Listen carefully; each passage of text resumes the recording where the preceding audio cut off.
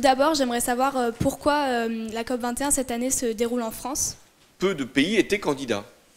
Nous, la France, on s'est dit, mais si ça n'a pas marché à Copenhague, ça doit marcher à Paris, parce qu'on est un pays qui sait non seulement accueillir, mais qui sait prendre ses responsabilités.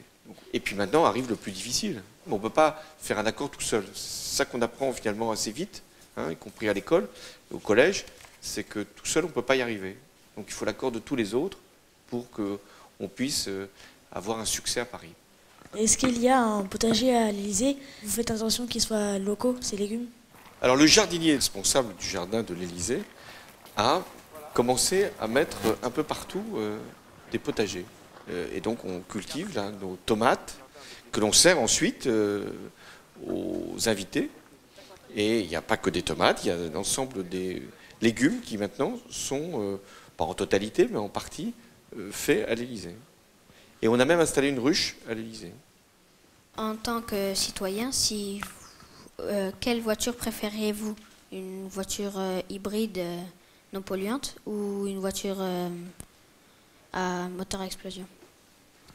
J'ai intérêt à donner la réponse A. Mais il ne s'agit pas de dire sa préférence, il faut aussi montrer l'exemple. Et ici, à l'Élysée, il y a des véhicules électriques et la voiture que j'utilise est une voiture hybride.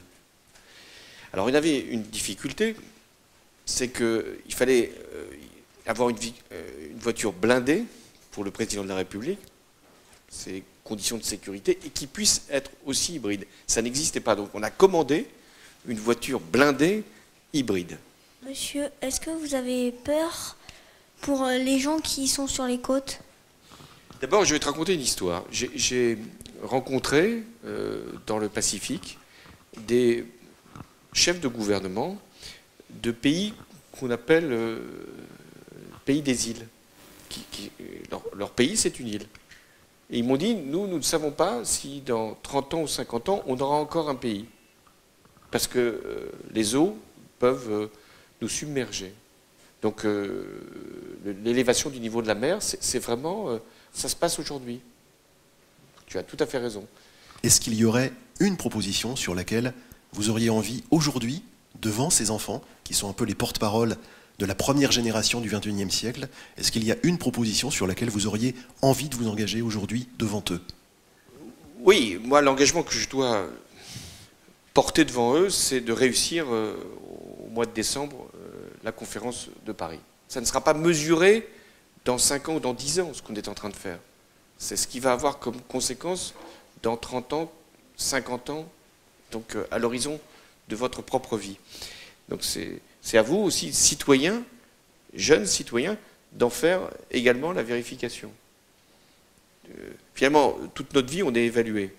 Ça commence à l'école, ça finit même comme président de la République. Donc c'est possible, on est évalué.